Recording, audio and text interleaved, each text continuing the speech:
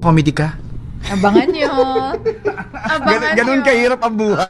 Inamin ni Coco Martin na kakaiba ang magiging timpla ng kanyang inaabangang serye na si Gabo kumpara sa mga nauna niyang proyekto.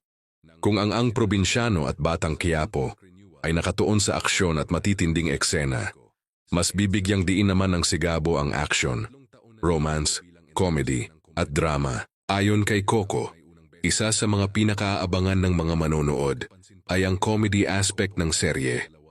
Aminado siyang habang tumatagal ay mas nakilala siya sa mga seryosong papel, kaya naisip niyang panahon na para muling maipakita ang kanyang mas magaan at masayang panig bilang artista. Ibinahagi rin niya na naalala niya ang mga batang tagahanga na sumubaybay sa kanya mula pa noong Juan de la Cruz.